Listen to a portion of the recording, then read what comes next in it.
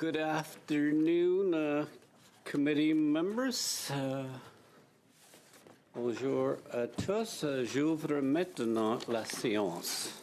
Welcome to meeting number 16 of the Committee on the Human Resources, Skills Development of Persons with Handicaps. Pursuant to the motions adopted on September the 18th, 2025, the committee is meeting on government mandates and key priorities for the first hour, and the definition of work and the use of Section 107 in the Canada Labour Code for the second hour. Today's meeting is taking place in a hybrid format. People are attending in person in the room and attending virtually using Zoom application.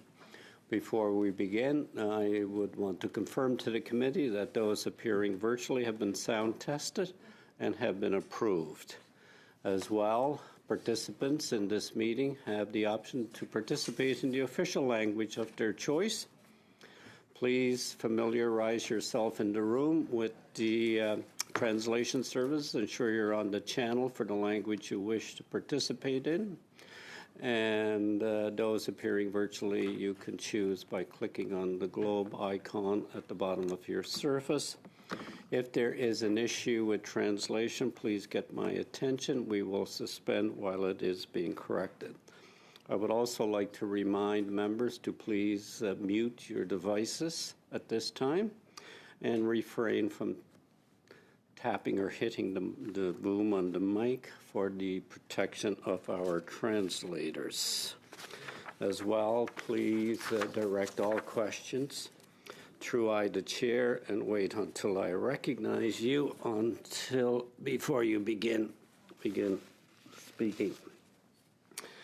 So with that, one housekeeping item I wish to address before we begin is the adoption of the budget for the temporary foreign worker part of this study at $38,650. Do we have agreement? If we don't have a budget, we have no study.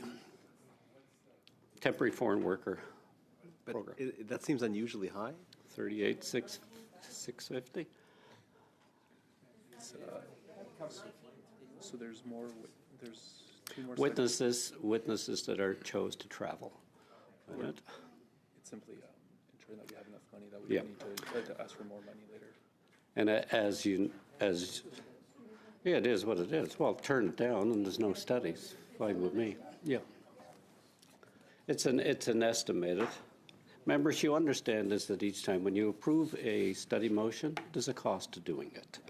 And the clerk brings back, yes, I know, Ms. Falk, you do, and you respect that. This is the estimate that has been given to me by the clerk. Is it the... Question on that, I guess. I know in the past we've normally received copies of these to see the breakdown of that. Is that just not a normal practice anymore, or were they sent out already? We can share it. Yeah, they can. Members like. Yeah. And actually, it was on my mind too when I looked at the note, because the other committee I was sitting on, they were done. So I would ask the clerk in the future to submit the draft budget to committee members before we deal with it. I had assumed it was. Do we have agreement on the budget? Do we have approval of the budget? Well, don't all speak at once. We have thumbs up from Madame Gill. Exactly. Merci, Madame. Okay, clerk, the budget has been approved. So with us today, okay, Madame de Rocher, before we introduce the guest.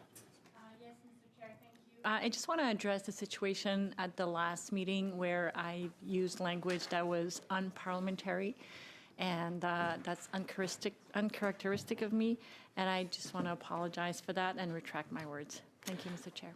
Thank you, Madame de Rocher, for recognizing that. We will now begin with this hour. I would like to welcome the Honourable John Zarelli, Secretary of State, Labour. Did I get it right? Zerricelli. Zerricelli. Yeah, thanks. Thank you. And from the Department of Employment and Social Services, I understand we had a change from the deputy, Colette Comiskey, Senior Assistant Deputy Minister, Skills and Development, and Sandra Hassan, Deputy Minister of Labor and Associate Deputy Minister of Employment and Social Development. Mr. Secretary, you have 5 minutes for your opening statement. Okay, thank you very much, Mr. Chair. I appreciate that there is a much more interesting committee going on, so I appreciate all of your attendance here today. I'd like to thank Deputy Hassan and Colette Kaminsky for being here with me today. Mr. Chair, our new government is on a mission to strengthen Canadian workers and to help our economy succeed. So it's an honor and a privilege for me to be here today to highlight the many actions we're taking to support this mission. This is my first time appearing before this committee. I take the responsibility of my role as Secretary of State for Labor seriously. I'm also proud to represent the riding of Etobicoke North, because there's nothing more important to me than making sure the voices and concerns of Canadian workers are heard. Mr. Chair, my job is to listen to Canadians, and during my discussions with unions, employers, and workers in the past weeks and months, I've heard the same reoccurring concerns. Job security in the face of tariffs is top of mind. We're listening, Mr. Chair, and we're working hard to reduce the impact. And for those who find themselves out of work, we have a strong social safety net. We're helping workers get through job disruptions with employment insurance and work sharing program, and working with the provinces and territories to avoid those situations that create the fastest growing economy in the G7. One of the ways we're doing that is through the One Canadian Economy legislation. It clears the way to eliminate federal barriers to interprovincial trade and labour mobility. And we are working collaboratively with provincial and territorial governments to improve the mobility of workers in regulated occupations so that they can move more quickly and fill jobs across Canada. Yesterday, I presented to the Committee on Internal Trade with all provinces, updating on the progress of the Labour Mobility Plan. We agreed to change the regulations to a 30-day service standard and to reduce onerous administrative burdens on labour mobility. Certainly there's more work to do, but progress has been made. Mr. Chair, helping Canadian workers through these turbulent times is our top priority. We're meeting this moment with strength and conviction. We're protecting our communities, empowering families, and investing in Canada. We're standing up for Canada's future and for the workers who are building it every day. See you later, Garnet.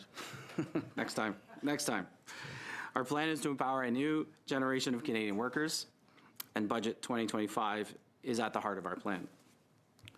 And while we can't control what other nations do, we are focusing on what we can control. We're going to build. We're going to build homes. We're going to build transmission lines that power AI and power the North. We're going to build ports, rails, and bridges to move critical minerals. We'll build locally, we'll build nationally. But we can't create the strongest economy in the G7 without building Canada's skilled trades workforce. That's why we invest nearly $1 billion annually in apprenticeship supports for apprentices to make trades training more accessible. And we do this through loans, project funding, tax credit and deductions, and employment insurance benefits. We are also supporting apprenticeship training, including through the Union Training and Innovation Program.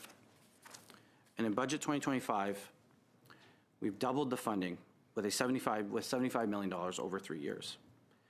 This investment will increase the quality of Red Seal apprenticeship training and will help unlock our economic growth and make sure they are trained Canadian workers at job sites to build Canada's future. And those job sites need to be safe and respectful for all workers, because we believe that labor rights are human rights, because better working conditions go hand in hand with a strong and agile Canadian economy. And we're building a future where every worker is respected, protected, and empowered. But we need to better understand the challenges faced by workers. We just don't pursue this at home. We're promoting labor rights for workers with our global trading partners with funding for credible organizations like the International Labour Organization. And we will continue to set the bar on workers' rights around the world, because every worker deserves a workplace that is fair, safe, and equitable. Mr. Chair, This is a critical time for Canadian workers. We have the programs and policies in place to help them succeed. But these just aren't policies, they're promises to all Canadian workers that the federal government has their backs. Thank you, and I'm happy to take your questions. Thank you, Mr. Secretary. We will begin with the 6-minute round with Mr. Seebeck. Mr. Seebeck. Thank you very much, Mr. Chair, and thank you very much, Secretary of State, for being here. In your mandate letter, it says, and we will bring together labor, businesses, and civil society to build a Canada worthy of our children and our grandchildren. In the last 14 months, your government has used Section 107 8 times to order workers back to work and take away their right to strike.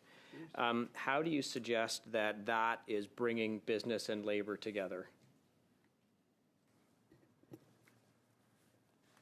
Thank you very much, Mr. Chair. Thank you to my honorable colleague for that question. Mr. Chair, the best deals are always the ones that are made at the table. Our role is to uphold a balanced labor relations, one that protects labor rights, maintains stability for employers, and serves Canadians' broader interest. I know that there's a private member's bill working its way through the House of Commons, and I'm aware that this committee is doing a study on 107. I look forward to seeing those results. But let me be clear. Our government strongly supports free and fair collective bargaining. The best deals are the ones at the table. And the reality is that 97% of disputes in federally regulated sectors are resolved without work stoppage. That speaks to the strength of the system. But as you know, the Labor Code does contain tools that could be used in exceptional circumstances where public interest is clearly at risk. Secretary of State, do you think that your use of Section 107 is improving labor relations between those unions and the businesses where you use Section 107 to take away their right to strike? Thanks again for the question, Mr. Chair. The best deals, in our opinion, are always the ones that are at the table. Yeah, but that wasn't my question. I asked you if you think it's improving the relationship between the union and the employer. Everybody says that the best deals are made at the table. You guys don't believe that because you're ordering people back to work. But my question is, do you think using Section 107 to take away a worker's right to strike improves the relationship between that union and the employer? Thanks again for the question, Mr. Chair. Again, the best deals are the ones that are at the table. 97% of federally regulated disputes are resolved without a work stoppage. I think we should highlight some examples. No, The Air Canada pilots I'm sorry, dispute, Secretary of State. Via Rail and I Unifor. asked you a pretty specific question, and you're not answering it. You're going on about something else. If you don't want to answer it, just say I'm not going to answer. But the question is, do you think using Section 107 to order workers back to work improves labor relations? Part of your job is labor stability in this country. Do you think using Section 107 to order workers back to work improves labor stability and or damages the relationship between employer and union? Thanks again, Mr. Chair. I'm actually answering the question directly. These labor situations are dealt with on a case-by-case basis. And 97% of labor disputes are resolved without any intervention from the federal government using our world-class mediation service. And we have a number of examples.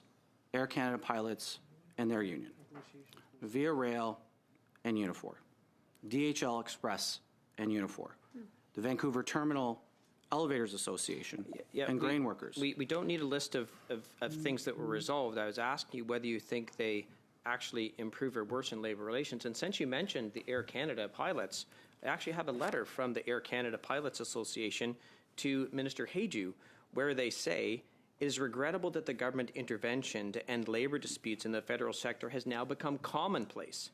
As a result, employers like Air Canada now expect the government to intervene and are no longer interested in bargaining in good faith. This has led to a sharp deterioration of labor relations. Now, since you wouldn't answer my question on whether you think it deteriorates labor relations, will you agree or disagree with what the Airline Pilots Association is saying about what you've done? Thanks again to my honourable friend for that question. Mr. Chair, with respect to the Air Canada labor dispute, in fact, Air Canada and its flight attendants did come to a resolution and agreed ultimately to a deal. But listen, no work should go unpaid. Our flight attendants provide valuable services. I know many flight attendants, we all fly in this committee often, they provide a valuable service. But Secretary of State, you used Section 107 to order flight attendants back to work with a contract you knew was not paying them for work before the flight took off. So how can you sit here with a straight face and say no one should work unpaid? You used Section 107 to order flight attendants back to work under the existing collective agreement, which included them not being paid for pre-flight activities. How can you say that that shouldn't happen? You made it happen. Mr. Chair, I'm going to finish my answer that I was cut off, and I'm not going to speak over the microphone. So I don't want that to be seen as. So I'm going to ask you to make sure I have the opportunity to answer my question. So look, Secretary, Mr. Secretary, very brief. We're now over to 6 minutes. Okay, well, I will pick this up in the next round, I'm sure. Thank you. Thank you, Mr. Seebeck. Your time is gone. Thank you, Mr. Chair. Ms. Fancy for 6 minutes. Thank you, Mr. Chair. Through you, welcome, Secretary. Thank you for coming today. And up until the last election, I was a unionized worker provincially, being an educator and knowing that there is a fine line when you're working with unions and within government. So I can respect that. In your introduction, you talked about Budget 2025 in terms of unionized and tradespeople and skilled workers. And I myself gave a speech earlier about the budget and the need for the support of our unions and our workers that are helping building these nation-building projects. I'd wonder if you could explain about how the investments in workers, especially the union training and innovation program, are central to Canada's broader economic and infrastructure goals. Well, thank you very much for that question. Mr. Chair, I'd like to take the opportunity to highlight that our budget 2025, is about putting workers first. Every part about this budget is about equipping Canadians, especially workers, for the economy that we're trying to build. It's fundamentally about building a stronger economy by investing in Canadians. And, Mr. Chair, and this is important, we are making the largest infrastructure investment in Canadian history, pairing it with generational funding for housing and for workforce development. That means more jobs, more apprenticeships, more opportunities for every region. Excuse me. But, Mr. Chair, don't take my word for it. Let me tell you what Canada's building trades unions had to say about this budget. And I quote, "Budget 2025 includes monumental wins for members of Canada's building trades unions, monumental wins, including $50 billion in investments for local infrastructure, $75 million over the next 3 years for the Union Training and Innovation Program, new clean economy investment tax credits, and the introduction of community employment benefits agreements. CBTU is grateful to all parliamentarians who supported the federal budget and acted in the best interests of all Canadians. We stand ready to work with the federal government, industry, and labor partners to deliver on the commitments made." Mr. Chair, if I may, I have one more important quote I think I should read, and that's from LiUNA, Western Canada. "We support the federal Liberal government's Canada Strong Budget 2025. It addresses major priorities of LiUNA, Western Canada, including with the announcement of the new Building Community Strong Fund, which in conjunction with the Major Projects Office will result in thousands of great-paying union jobs right across Western Canada, benefiting local communities, Indigenous peoples, and women in the construction industry. We also applaud the middle class tax cut, as well as major new funding for Arctic infrastructure, critical mineral development, port and rail infrastructure, affordable housing construction, and clean and renewable energy development. And finally, Budget 2025 will ensure more fulsome and effective compliance inspections under the International Mobility Program as we continue to call for the ban of the use of the IMP in the construction industry. We support Budget 2025 and look forward to doing our part to build Canada strong together. Nice. Thank you very much, Secretary. And for the rest of our time, I'd like to give it to you to answer the question that you were cut off with before, and or explaining what some of your top priorities are within your mandate. Thank you. Yes, thank you very much. I do want to draw the committee's attention with respect to the Air Canada probe. I think it's important for the committee to recognize that the Canada Labour Code rests with Minister Hajdu. I know Minister Hajdu will be presenting before the committee in the coming weeks. So it's important to note that she ultimately has decisions on the Labour Code. But look, with respect to the issue with Air Canada, no work should go unpaid. Minister Hajdu ordered a probe into that matter. I'm not going to prejudge the results of that study. They will come by the end of the year. And that's the piece I wanted to conclude there. But look, Budget 2025 is an investment in workers and our economy. We see positive momentum in our economy. 60,000 jobs created in September, 67,000 jobs created in October. Wages are up 3.5%. Inflation is now within the Bank of Canada's target range. It includes the largest infrastructure investment in Canadian history, a well-deserved raise for our military and major investments into defense spending, tools that will make our economy more competitive, the productivity super deduction, allowing our businesses to make needed investments in equipment, a tax cut that will benefit 22 million Canadians, a national school food program, a tax credit for personal support workers, a much-needed investment in our people who take care of our elderly, 1,000 RCMP personnel, 1,000 border guards. These are all matters that the Conservatives voted against.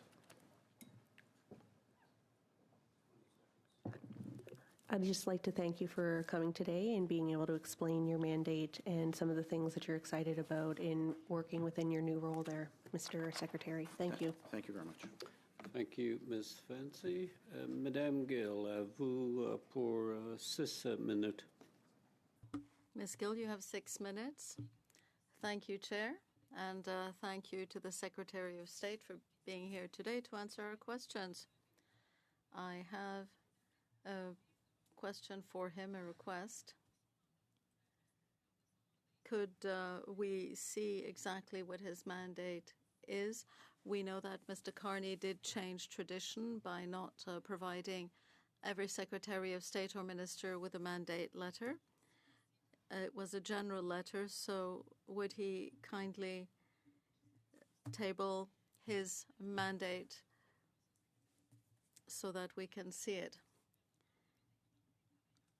I appreciate what the Secretary of State said, to wit that his government would be there for workers. That's what we want to see. But I do have some notes of caution, and perhaps the Secretary of State could come back to these points. In the budget, there are 4,000 jobs being cut in the public service. And ever since last week, we've been hearing about job creation. So how is the government creating jobs while cutting them? I can't imagine what services for Canadians will be cut, and unionized good jobs will be disappearing in many parts of Canada, particularly in the regions. I had a question on Air Canada. The sound has cut out a couple of times. Mr. Carney did talk about this, but talking about Canada Post and Purolator, the Liberal government also said a lot about anti-scab legislation, but Canada Post's relationship with Purolator might look very much like a situation where we see scabs coming in, and that would be in contravention to their own legislation. You also talked about employment insurance, but there's nothing in the budget to show what that is. The government is saying it will reform EI, but what I'm hearing on the North Shore and in the forest industry regions is, okay, take advantage of EI, you'll lose your jobs, but at least you'll be trained and you'll go work in some other industry. But that won't always work. So I'd like to hear what support you'll have for the forest industry. And if you have time, I would join you, if you don't have time to answer in full, to answer in writing. I would also ask you to explain something else. The government, at the last committee meeting, we heard that Article 107, Standing Order 107, is being increasingly used by the Liberal government, and I'd like to know whether you think this is a good thing. It seems to be becoming a tradition. I know Minister Hajdu is also in the picture. What do you think of that? And lastly, what about retirement? You were talking about reducing Correctional Service Canada's budget by 15%, but you've also decided to reduce the number of people retiring. That's surprising because the Minister of Labour said he would be supporting workers. When you retire, that's a negotiated pay, and you're going against that, and basically you're going against a wage that had been negotiated properly. So I'd like to know what your goals are, what goals you were given in your mandate letter. You were appointed over 6 months ago, so I'd like to have some details. And on the 5 questions I managed to put to you, I know there's a lot in there, but I have really been waiting eagerly to speak to you. So I'll be quiet for the rest of my 6 minutes, and I will listen to your answers.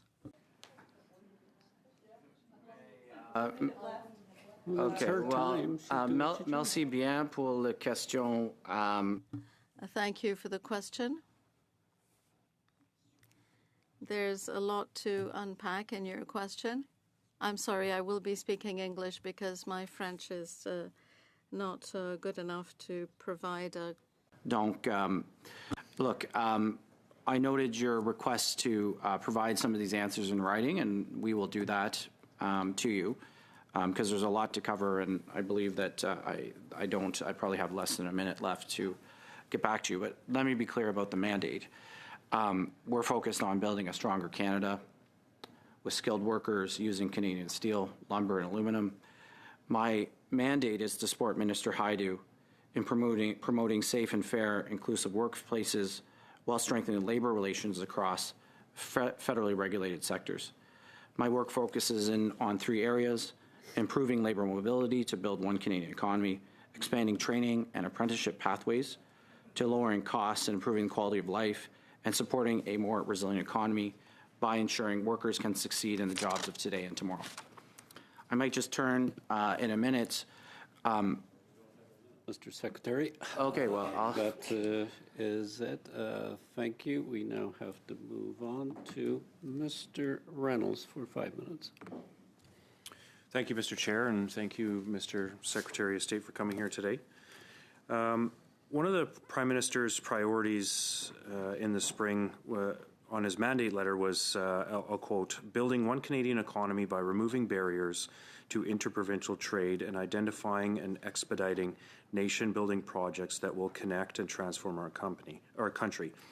In June, the government passed Bill C-5, the Free Trade and Labour Mobility in Canada Act, and Building Canada Act. One of the keys to labour mobility and building Canada is the harmonization of construction safety standards. As the sitting vice president of IBW Local 2085 in Manitoba, I have many friends that take jobs in other provinces like Ontario. And it's difficult because the safety courses aren't recognized interprovincially. So, for example, working at Heights or aerial work platform certificates are regional. And I mean, it's crazy because all the equipment is the same. Harnesses are the same, lifts are the same, and that's just one example. So my question is, what has been done so far to harmonize construction safety certifications interprovincially? I'd like to thank that member for that intervention. I think that's a very good question. Look, labor mobility is essential to building our economy, especially as we deliver housing and major projects. And I would just say on a personal note, your previous union is contributing a lot to Canada and to the economy. So thank you for the work you do, and thank you for serving here today. Labor mobility is critical to our economic growth. Skilled workers still face barriers. We're moving between provinces, as you note. I spoke at the Committee for Internal Trade yesterday as we presented our plan, working with labor ministers across the country. I may turn just to a moment for Deputy Hassan to speak about a bit more about the technicalities around safety, the harmonization of the safety regulations. It's certainly something that I believe in, and I would welcome your work together to move those forward, because I think it's critical to building a Canadian economy and one that will, be better for workers. So, Deputy. Thank you. There is a committee, a federal, provincial, territorial committee that looks at the issue of occupational health and safety, and we are seized with the importance of making sure we focus on harmonization of those rules. We've had a meeting in October, and we have impressed on that committee the need for those rules to be prioritized so as to hopefully come to agreement with the provinces and territories on that issue. I like to say, to say that gravity is the same whether you're in PEI or whether you're in British Columbia, right? And there should be no reason why a worker in Prince Edward Island cannot work efficiently. But this is something that we're seized of, and that the committee seized on, and will continue to work on it as effectively and fast as we can. Do you have a timeline, like when? If I may. Yeah, please. Thanks. This is an area where we're working with our provincial and territorial counterparts. The federal government has a set of rules, and each province has their own set of rules to come to harmonization. It's not something we impose. Yes, exactly. Yeah. We don't impose the rules. We need to work with the other jurisdictions in order to come to a consensus view around each of those important rules that are there to protect workers. Okay, thank you. No. Your advocacy on this is helpful. We've been working with the building trades from all across Canada to push this agenda forward, and your advocacy is welcomed on the matter. Another major barrier is harmonized apprenticeship training. For those who aren't familiar, the interprovincial exam for Red Seal trades is standardized across Canada. However, the apprenticeship training structure is not. Some provinces have 4 levels of training for a particular trade, and some can have up to 8 for that same trade. 8 levels for the between provinces in order to get to their Red Seal. Has this government done anything to harmonize apprenticeship training between the provinces? Let me answer. Yeah, let me answer it first. Look, we need more apprentices in this country. That's why in this budget we made a $75 million contribution an investment in the Union Training Innovation Program. If we want long-term stability, we need more apprentices moving into high-demand jobs. We will continue to make investments in apprenticeships. We invest already over $1 billion through loans, grants, EI contributions. Thank you. Thank you, Mr. Reynolds. Now, Madame de Rocher, pour 5 minutes. 5 minutes. Ms. de Rocher, 5 minutes. Thank you, Chair. Thank you to the Secretary of State for being with us this afternoon,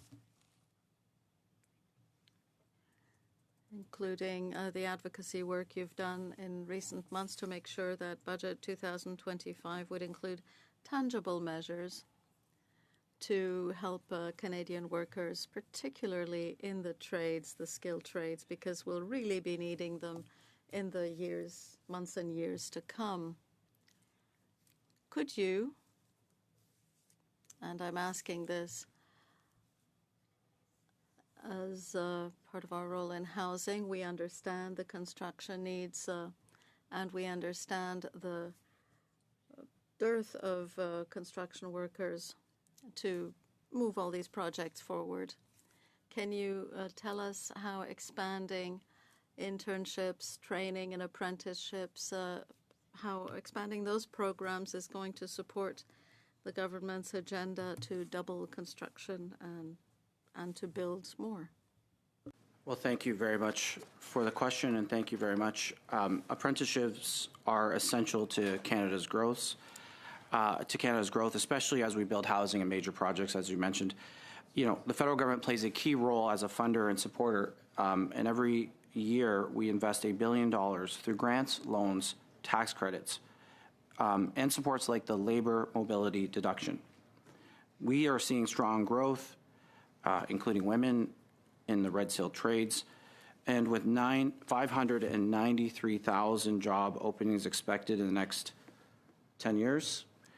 We are working with provinces, employers, and unions to strengthen our apprenticeship pathways and ensuring apprentices can start, continue, and complete their training. I may call on Colette to speak about some of the supports that are available for apprenticeship. So I'll turn it over to you, Colette. Thank you for the question. There are a number of programs available to help the trade and apprenticeship system in Canada, including direct programming that works with unions, that was recently doubled in the latest budget. So previously, the Union Training and Innovation Program in 23-24 helped nearly 30,000 individuals receive training and upskilling. That funding has now been doubled, and we will be working to quickly implement that new program. There are other supports, including that we work on with the provinces.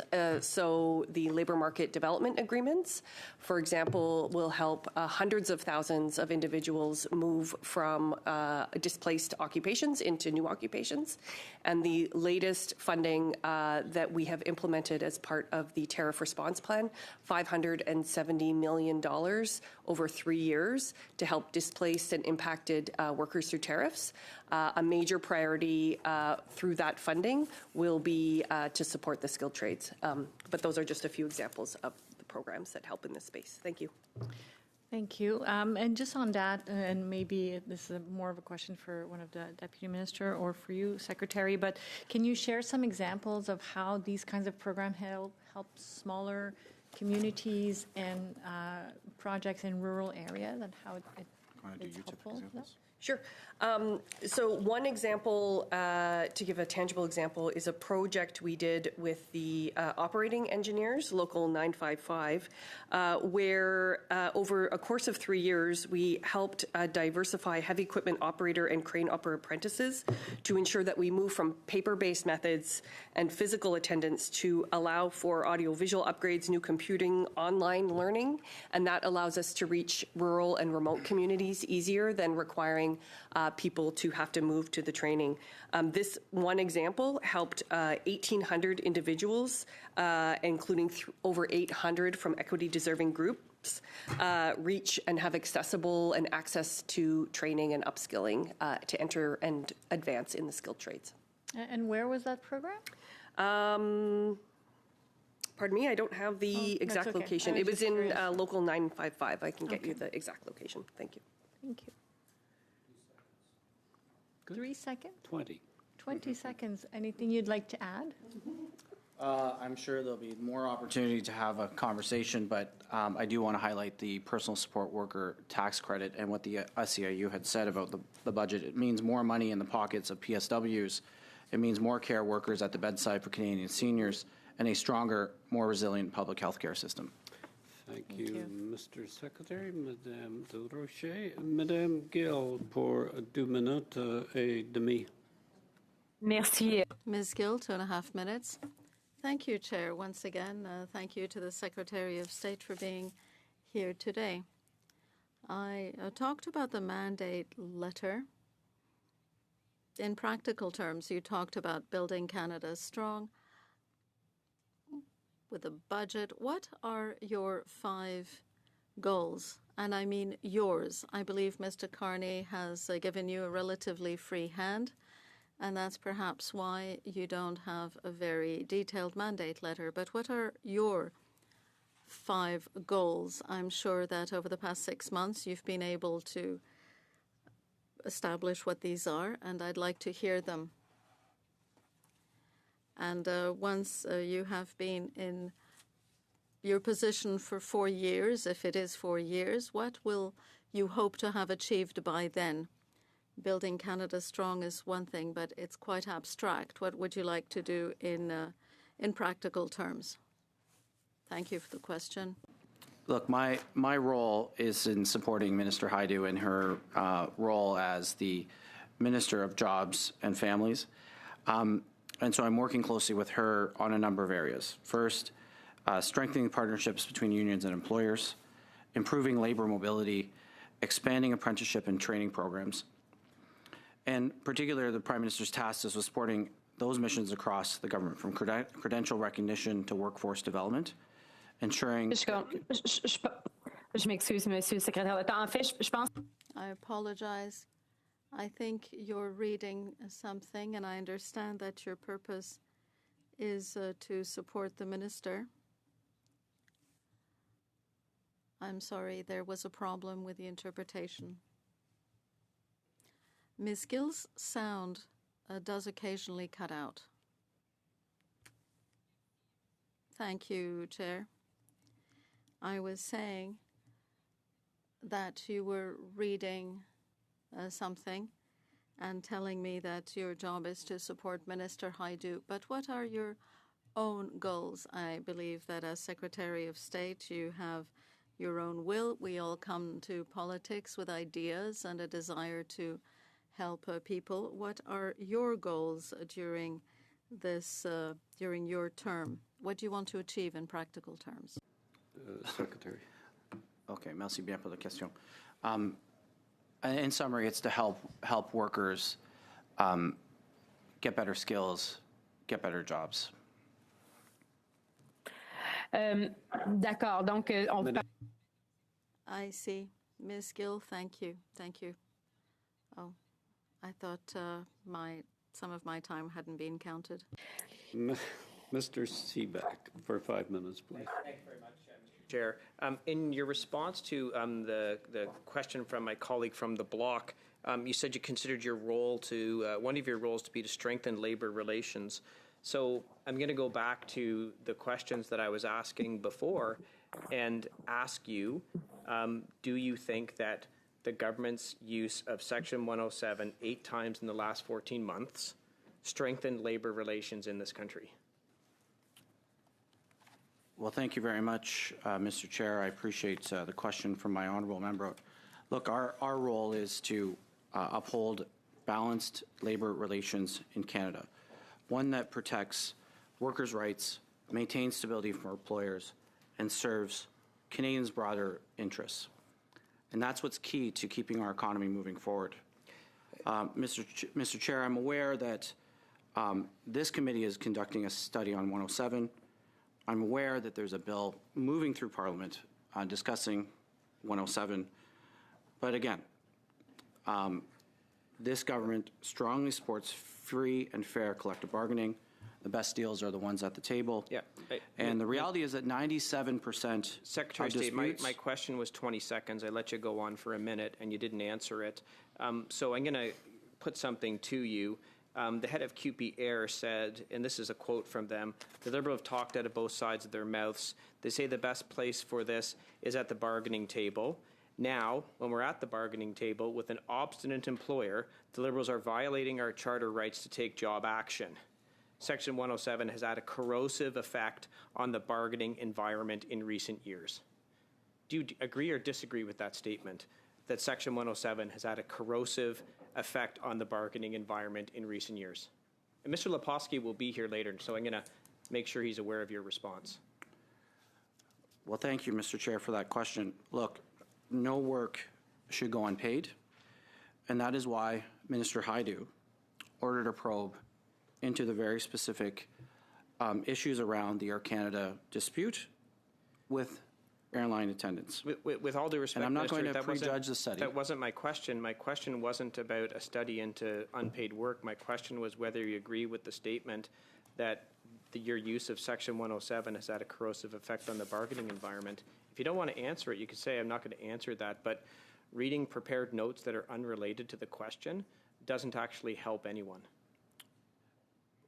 Thank you, Mr. Chair. I'm actually answering the question directly. And in fact, you are the one that raised the example of Air Canada, and I'm trying to provide you the answer that you're looking for, which is that, look, no work should go unpaid. I wasn't asking Minister about unpaid Hajdu work. I was asking about whether or not the use of Section 107 has a corrosive effect on the bargaining environment. That was my question. I'm not asking about unpaid work. Yeah. I remind the honourable member that 97% of federally regulated disputes are resolved without work stoppage. That speaks to the quality of the Labour Relation Mediation Service. The tools in the Labour Code exist for only exceptional circumstances. And again, I'll remind the member of some number of recent examples, like DHL and Unifor, bargaining units across Canada. There was no intervention by the federal government. That matter was resolved without intervention. So look, our government strongly believes in free and fair collective bargaining. The best deals are the ones at the table. And the reality is 97% of disputes in federally regulated sectors are resolved without a work stoppage. Okay, Minister, that's got nothing to do with the question that I asked. But if you do want to talk about how people shouldn't work without pay, were you or were you not aware that flight attendants in this country prior to the strike on April 16th, 2025, spent a significant amount of time working without pay? Were you aware of that or not? They had a huge, massive PR campaign on it, so you had to have been aware. Thank you, Mr. Chair, for that question. I appreciate the honourable member's interest in this matter. Look, as I've said, no work should go unpaid. With respect to the flight attendants but you ordered and the dispute with Air Canada, back to work under the existing collective agreement where they weren't being paid. So, like, how can you make that statement? Just a moment. Appel au règlement, c'est pas facile pour l'interprétation parce qu'ils parlent en même temps. When people talk at the same time, it becomes difficult for the interpreters to keep up. Obviously, the Secretary of State's obviously not going to answer any of my questions, so I will conclude my time. Mr. Chair, I have been very direct in answering the honourable member's questions. Not a chance. Give me a break. Mr. Seebeck and Mr. Secretary, we'll now move to Monsieur Joseph for 5 minutes. Monsieur Joseph. Mr. Joseph, you have the floor for 5 minutes. Thank you, Chair. I'm going to look back for a moment. In 2011, we also had disputes at Air Canada and Canada Post. and there was at the time a bill forcing the workers back to work. If we are to make a distinction with Section 107, it provides for the unions and workers to find agreement through arbitration with in compliance with the Labor Code. Mr. Secretary, could you please elaborate on the distinction between Section 107 and Mr. Appé's conduct in back then? Projet de loi de The Back to Work legislation is an instrument that is tabled in the House of Commons. It can contain a number of provisions explaining what will happen once it comes into force. Section 107 is a general article that is in the Canadian Labour Code, and it provides for the minister's ability to take measures to foster a good understanding,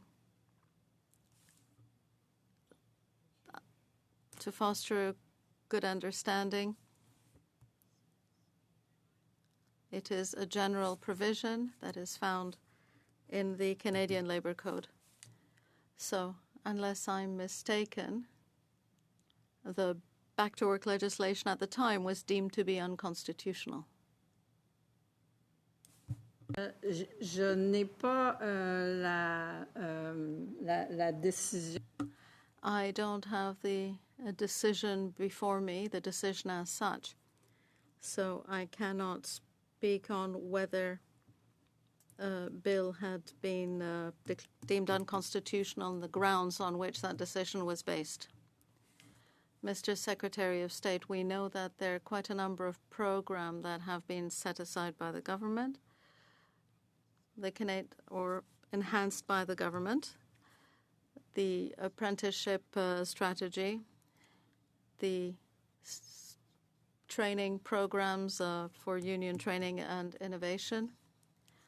My question is this: how can the government ensure consistency among 13 provinces and territories when it comes to skilled labor? Colette. Okay. Well, first, let me answer the first part of that question, and then I'll let Colette answer the second part. Every part of our budget is about putting workers first. We doubled the union training innovation program so that more people can enter and complete skilled trades apprenticeships, essential as we tackle our housing challenges and our infrastructure needs. Through the Building Community Strong Fund, we're ensuring public dollars support Canadian materials and union labor. And with workforce alliances and innovation and the Innovation Fund, we're aligning training programs with real labor market needs. I also would like to highlight that yesterday I was with federal and provincial colleagues working and bringing forward amendments to the Canadian Free Trade Agreement. I'm going to let Ms. Kaminski address this further. Thank you. Yes, Secretary Gisaricelli attended the Committee for Internal Trade yesterday as co-chair of the Forum for Labour Market Ministers, where the Labour Market Ministers came to a national consensus around amending the Canada Free Trade Agreement that would allow for several changes that will ensure consistency and mobility, consistency of credentials, consistency of administrative procedures, and advance the mobility of workers. So this includes ensuring that workers have to have a response within 30 business days of their request to move between jurisdictions, that there would be a kind of a harmonized number of demands that can be put on workers, limiting the number of administrative requests that apprenticeship authorities can request from individual workers. And finally, ensuring that there's transparency to the workers and Canadians on the response to those demands by workers. So the Secretary secured that agreement yesterday. Merci, Mr. Joseph. Because we still have some time, we're going to conclude with 2 minutes or 2-minute round to each side, beginning with Mr. Reynolds. Mr. Reynolds for 2 minutes. Thank you, Mr. Chair.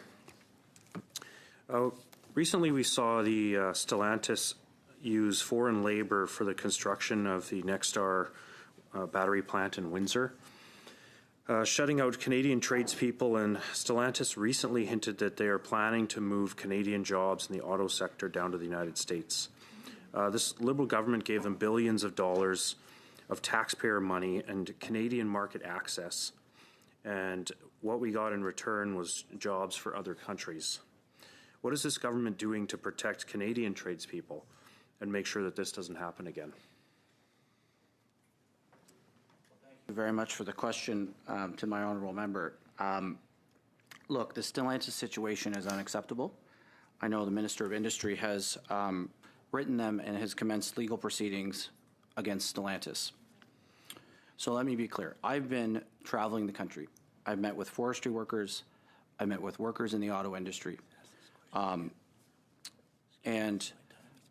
message has been clear and direct to them. We will be there for them and their families. And that is why in the budget, we provided $570 million to provide training support. This is my time. What are we doing to protect Canadian jobs? Well, thank you very much. I was just about to answer the question before you cut me off. Look, Budget 2025 provides the largest infrastructure investment in Canadian history. This is a budget you guys voted against. This investment will be building roads, bridges, hospitals, projects in the national interest. So, Mr. Chair, this is how we're going to build Canada up. And so that will create thousands of jobs in the skilled trades. So I guess I asked my honourable friend the question. Is my honourable friend for the Darlington nuclear project that will create 18,000 jobs in construction and 37,000 jobs annually? Thank you, Mr. Reynolds. Thank you, Mr. Secretary. Ms. Fancy for 2 minutes. Thank you very much. Through you, Chair. Secretary, I'd love for you to discuss something that I know is near and dear to my heart in terms of personal support workers. I know I've got quite a few elderly people in my family that really benefit for the hard work of our CCAs, our personal support workers, our care workers. So I'm wondering if you could elaborate a little bit and discuss the $1,100 tax credit that is available through the budget for those workers. Thank you. Yeah, thank you very much. This is something very personal to me because when my father passed away, personal support workers, fed him, bathed him. When my brother and I couldn't work, my brother is a police officer, and he can't take time off the job. So personal support workers were there for my dad when my brother and I couldn't be. And I have a number of personal support workers in my riding, and look, these largely women. Single mothers who take the bus to work every day, and the only thing they care about is taking care of our elderly. They deserve more, but this budget gives them $1,100 in a tax credit. This is really, really significant for them and something that I'm enormously proud of that we have done. Look, I wish we could do more at this time, but we need to do more for the people who take care of our elderly. So I'm enormously proud of the work that Prime Minister Carney and frankly, you all have done to bring this forward. Nice. That was it. Thank you very much for joining us today. Thank you, Ms. Fancy. Madame Gill pour 2 minutes. Ms. Gill, 2 minutes. Thank you, Chair. For the last 2 minutes, I could simply give the Secretary of State a chance to answer my last question. He didn't have enough time during the last round. I would ask him to tell me what his practical, tangible goals are, his practical goals, not those in a mandate letter. Merci bien pour la question. Thank you for the question. Priority right now is with respect to the Union Training Innovation Program, to encouraging unions and others to bring forward projects that can be funded to bring forward more apprenticeship opportunities in the skilled trades. Because, as you know, Je m'excuse de vous interrompre, mais vous avez... Sorry for interrupting you. You said our, but I'm talking about you personally because what you do to support Minister Hajdu is very general. What are the practical, tangible goals that you yourself have in mind? Thank you. the Union Training Innovation Program is under my authority as delegated by Minister Hajdu. So I was about to explain the priorities that we have, and I will turn it over to Colette to talk about how that program will be moving forward. Thank you. En fait, je pense que je m'excuse, je voulais pas vous interrompre. I'm sorry, I didn't want to interrupt you, Ms. Kaminsky and Mr. Secretary, but that does not answer my question. I wanted to know what your specific goals are, but you're still talking about programs, and you're still saying we. If I could bring you to the issue of forest workers, what would you like to do starting now? We know that forest industry communities are having have an urgent need, and you talked about retraining for other industries. What do you think should be done? And if you don't have time to answer, could you provide your answer in writing? Thank you. Monsieur Secretary, if you could provide an answer to Ms. Gill in writing to the committee, yes, it would be good. With that, Mr. Secretary, we thank you for coming with Madame Kaminsky and Madame Hassan. And with that, we'll suspend for 2 moments while we transition to the last hour. Suspend.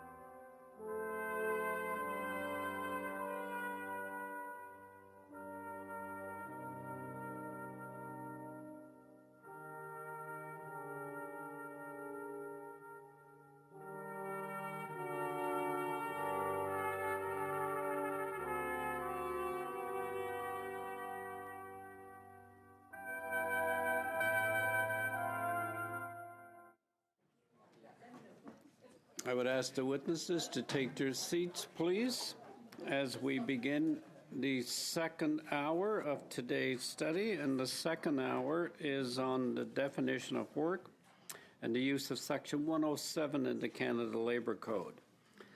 We have witness appearing, but before we do, I would just remind everyone again, you can participate in the official language of your choice.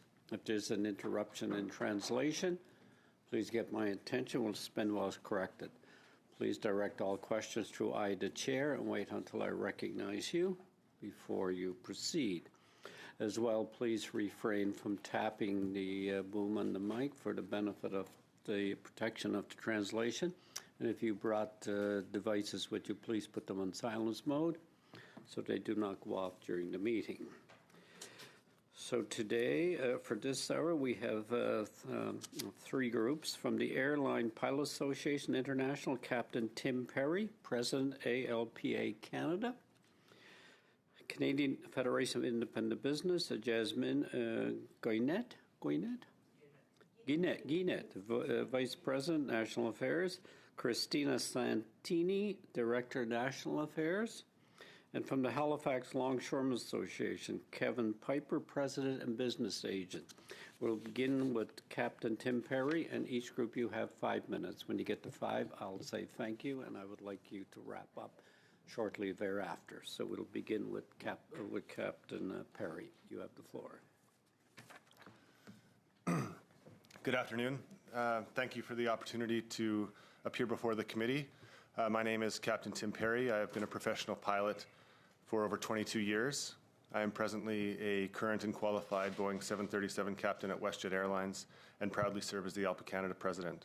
Our association represents over 13,500 professional pilots at 22 of Canada's airlines. This is the equivalent to 95% of commercial pilots in Canada. Today I will address the government's recent routine use of Section 107 and offer 2 recommendations to help create a system where differences are resolved at the negotiating table. Before I start, I must emphasize, the right to strike has been recognized as a constitutional right for over a decade. Government intervention to end labor disputes in the federal sector has now become commonplace. As a result, employers now expect the government to intervene and are no longer interested in bargaining in good faith. More specifically, airline managements have written letters to the minister pleading for Section 107 to be used and have admitted publicly to Section 107 intervention being part of their bargaining strategy, all of which occurs at the latter stages of bargaining, and all of which is very negatively impactful to labor relations. ALPA Canada strongly believes that parties must be incentivized to bargain in good faith, not to seek government assistance to resolve labor disputes. To be clear, the continued use of Section 107 by the government has had a damaging impact on bargaining with our employers.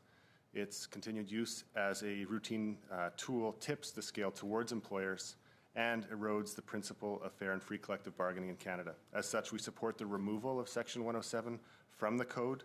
Section 107 strips workers of their constitutional rights to strike and is done so by the minister unilaterally.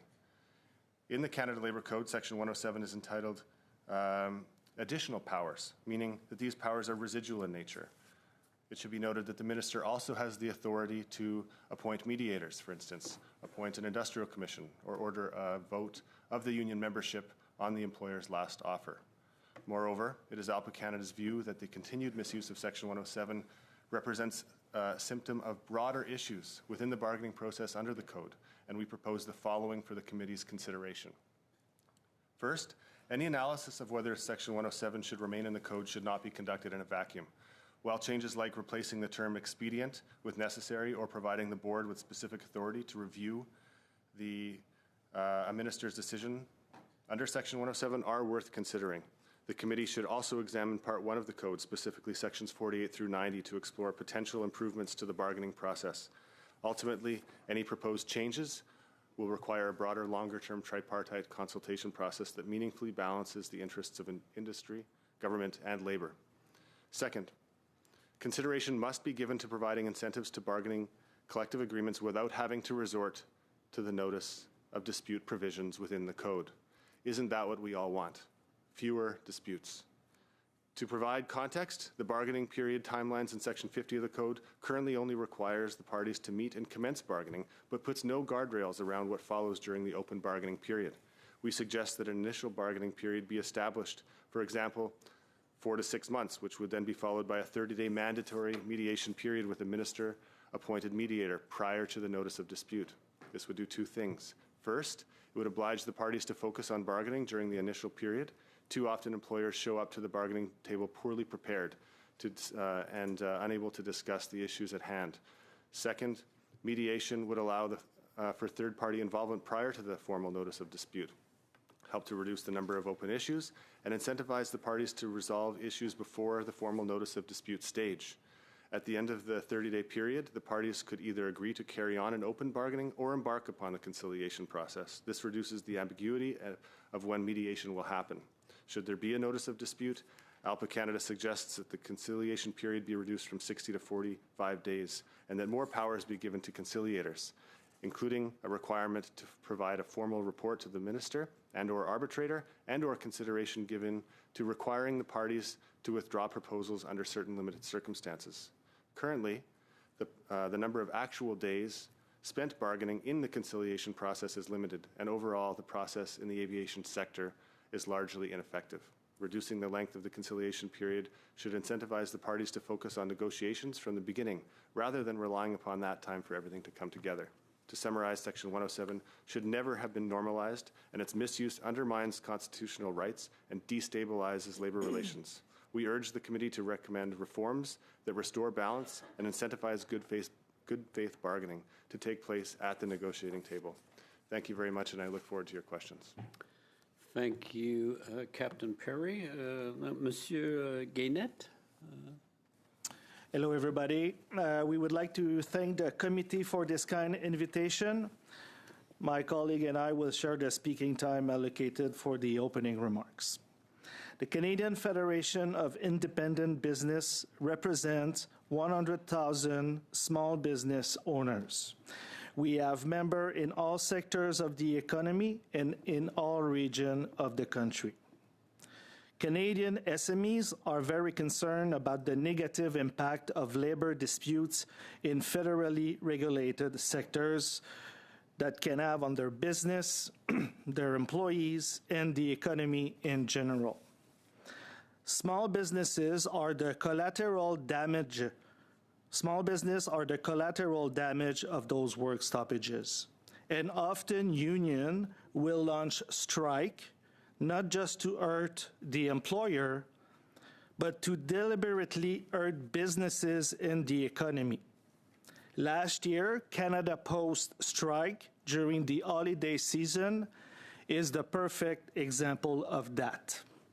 Hurting SMEs is a tool that large unions are using to selfishly gain benefits for their member. Work stoppages have harmful consequences for the economy that are disproportionate to any benefit a union might gain. When a strike happens, merci. When a strike happens, at federally regulated infrastructures or employers, too many SMEs lose sale, lose fresh product inventory, pay contractual penalties, suffer reputational backlash, turn to costly alternative delivery methods, or reduce production and their own staff's working hours. We lose sight of these employees. This study on Section 107 is important. It seems that lately, every time negotiations are difficult between an employer and a union, we end up in a work stoppage. This needs to change. No labor dispute should derail the economy. We saw many work stoppages in recent years at BC ports, at the Montreal ports, impacting small businesses and severely disrupting the supply chain. But work stoppages also recently happened at the St. Lawrence Seaway, CNCPKC, and Canada Post. Again, all of these had major impacts on small businesses and the economy. The federal government must have the tools it needs to end work stoppages in federally regulated sector. Back-to-work legislation, let's be clear, is almost impossible to adopt in the context of a minority government. Therefore, using Section 107 is probably the only tool available for minority governments to stop damaging work stoppages and help the economy get back on track. In the past, CFIB recommended that federally regulated workplaces that are instrumental to the supply chain be defined as essential service providers. It is the solution that the majority of our members support. At the Standing Senate Committee on Transport and Communications meeting 2 weeks ago, we also suggested that a detailed cost analysis study be required to evaluate the impact of a strike on SMEs and on the economy before it is even allowed to happen. If the projected harm is too severe, a general strike should not be allowed. Businesses and the supply chain must be protected 100% of the time. Both back-to-work legislation and Section 107 of the Labor Code must be available to government to end costly work stoppages. Moving forward, additional mechanisms are needed to keep these work stoppages from even starting. Our members cannot afford the ongoing costs and unpredictability that work stoppages inflict upon them. Thank you very much. Thank you, Mr. Guénette. Mr. Piper for 5 minutes. Good afternoon, Mr. Chair and committee. My name is Kevin Piper. I'm the president and business agent of the Halifax Longshoremen's Association and a representative of the International Longshoremen's Association. I'd like to take this opportunity to thank you for the invitation to appear before the committee on Section 107 and the definition of work in the Labor Code. The longshoring industry in Halifax and the longshoring industry as a whole is concerned about the unprecedented use of Section 107. Section 107 allows ministerial direction without parliamentary process. We see this as bypassing democratic oversight. One of our main concerns is that the over-reliance could erode the bargaining power for unions, as employers may assume that the government will step in as disputes escalate. Section 107 has been used 8 times in the last year and a half. Because of this, employers don't need to bargain in good faith, knowing that Section 107 will be used to force our members back to work. What we see as problematic in our industry is that the decision makers are not at the table with the employers' associations. The shipping lines aren't at the table, and the terminal operators aren't at the table. In Halifax, that's not the issue, but my colleagues on the West Coast and my colleagues in Montreal, that is the issue. In Halifax, we've been very lucky. We haven't had a labor dispute since 1970. We're an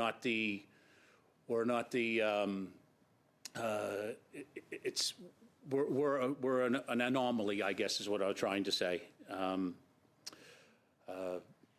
But this is not the case for other industries across other longshoring industries in Canada. Good collective bargaining is a cornerstone for labour relations in Canada, and having the decision makers at the table is essential to good collective bargaining.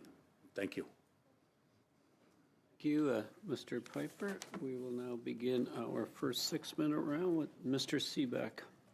Thank you very much, Mr. Chair, and thank you to all the witnesses for coming all the way here today. Kevin, I know you came all the way from Halifax. I just wanted to start quickly with Tim.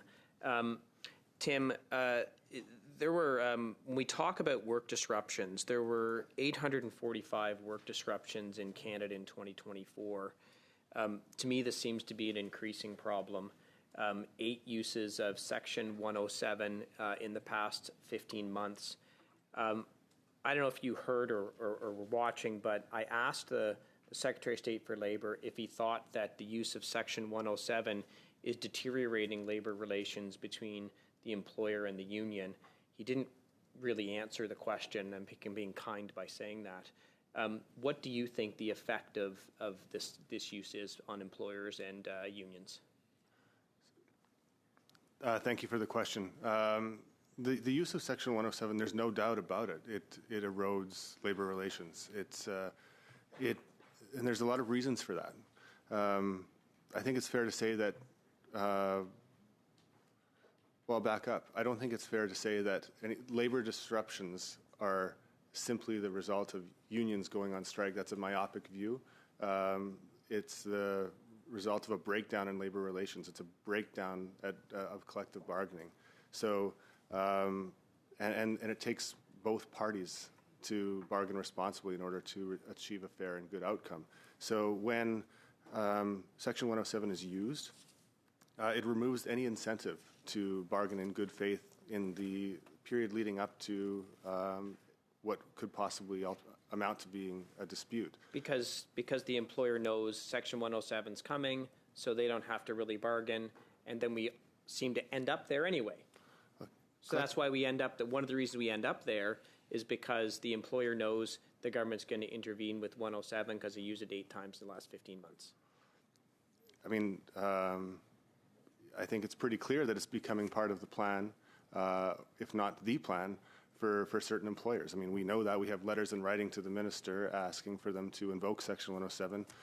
We have, certain leaders admitting to that plan, or that being their plan, on national television. So it's part of the plan, and it is really harming the process from which, and if it was a better process, we could end up with a better outcome.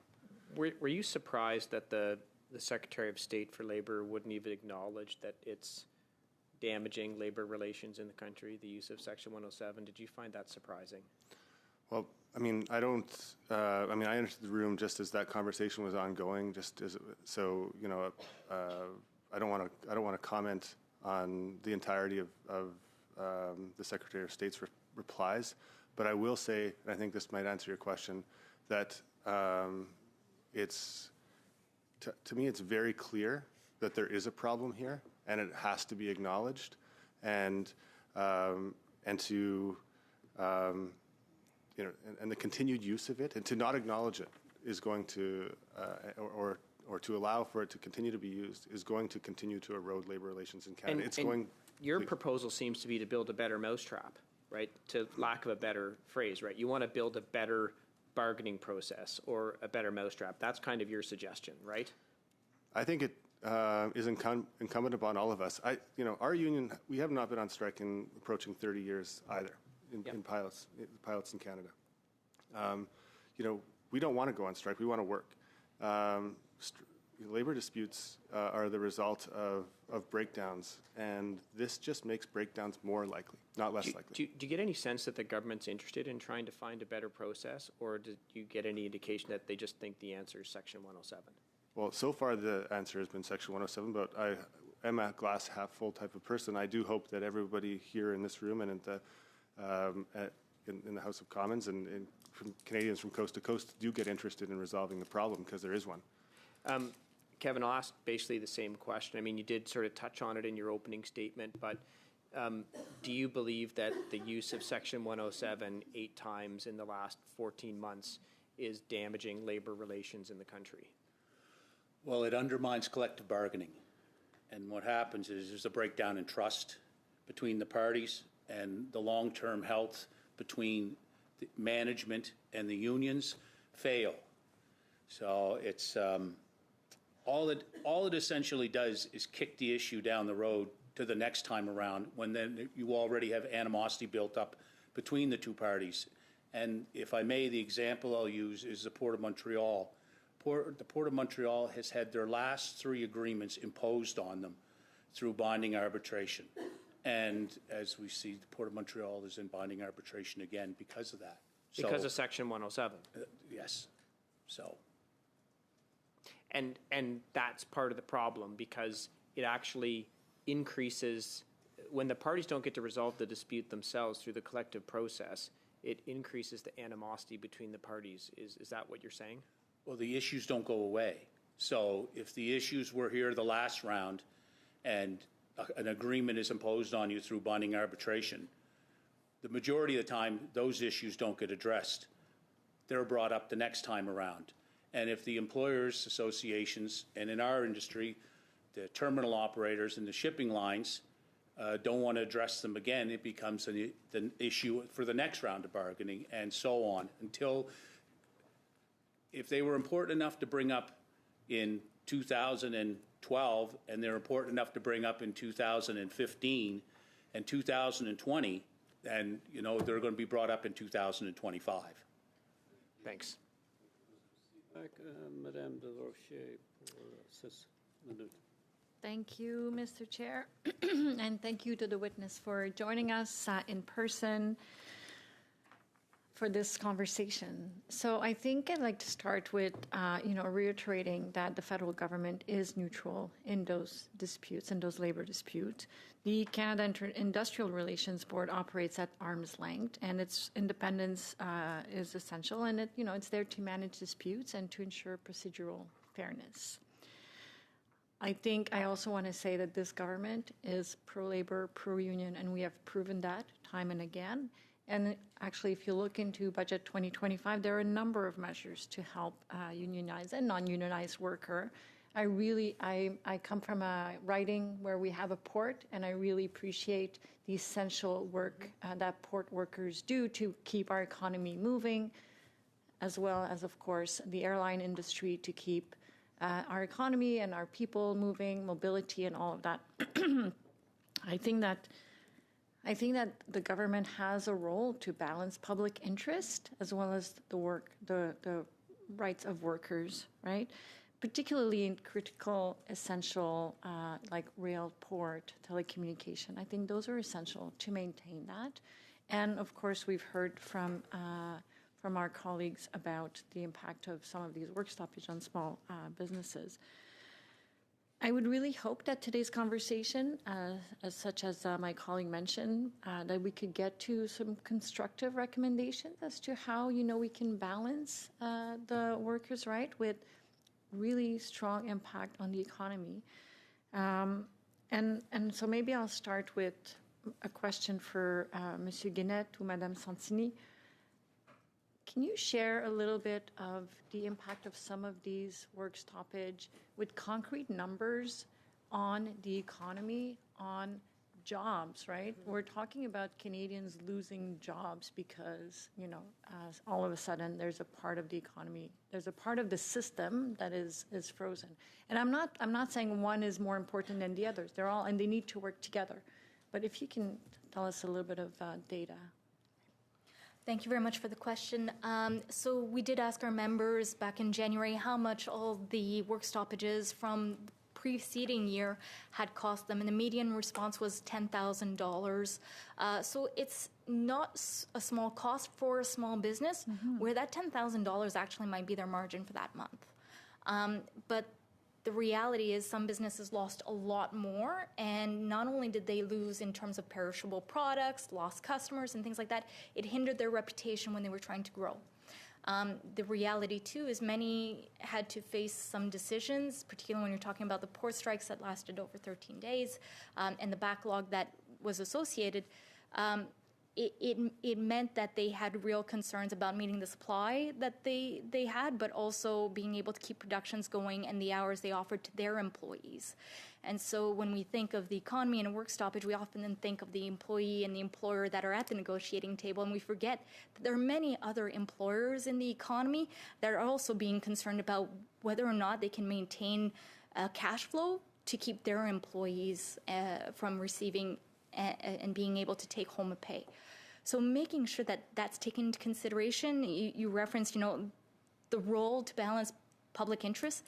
Absolutely, that is the role of government in these instances, to think at some point we need to intervene because it's going to affect other people's livelihoods and it's going to affect the well-being of the economy and of Canadians. So 107 is one of those tools. There are many other recommendations that have been brought forward. I think ultimately we need to bring forward recommendations that help build the toolkit. You spoke about impacts. There's one example that I like to reference, a concrete example from Vancouver Island, where during the port strike, they had issues getting the grains they needed, and they supplied 70% of the market on Vancouver Island. This is animal feed, which is needed to ensure the well-being of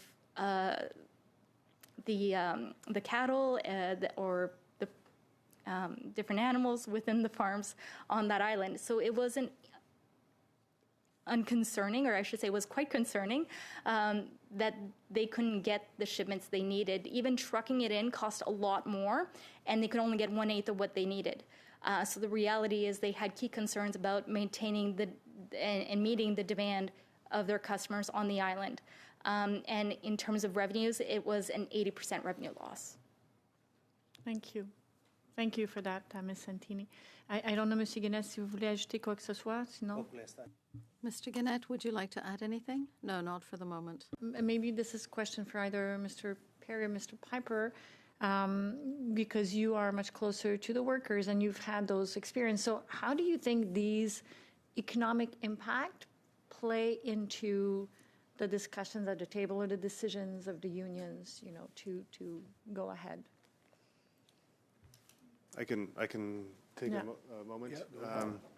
So, as I said earlier, our members don't want to go on strike. Nobody wants to go on strike. No one wants to reach that point.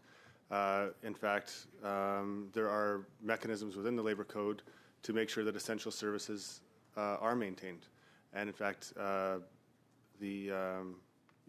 But when they're not, like when we have, for example, a wagon of, and I don't know if that's the right word in English, so I apologize, but the wagons, the train containers, right, full of food that are spoiled. Our farmers have worked so hard to harvest that food, and it sits on the side of a rail because there's a work stoppage.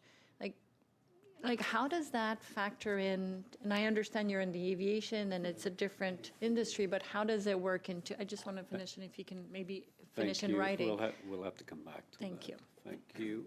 Madame Gill? Ms. Gill, you have 6 minutes. Thank you, Chair, and thank you also to all the witnesses for coming to shed light on the issue of using a Section 107 and the lack of definition of work in the Labour Code. I have questions for Mr. Piper, among others. You made a very full opening statement, and I noted the issue of democracy. I don't want to put words in your mouth, but you talked about democratic control and that that was an issue that, or democratic oversight, and that is something that concerns you. I'd like to hear more on that from you.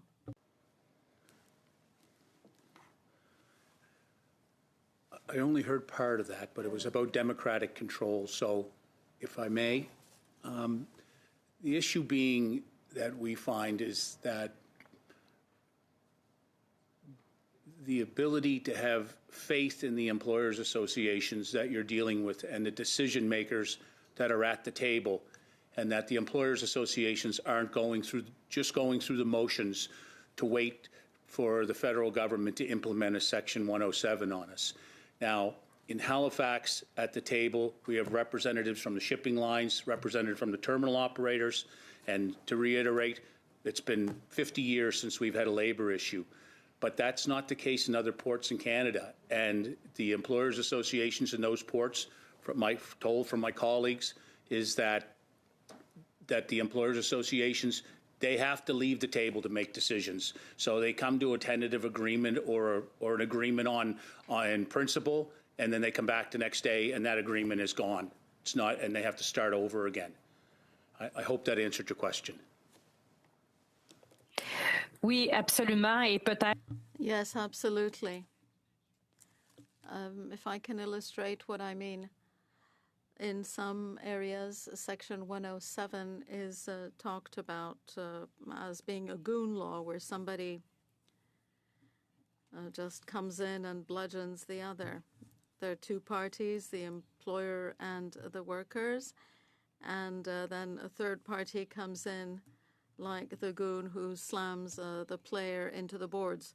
So this is what workers are experiencing, and it throws the balance off in what should be balanced negotiations.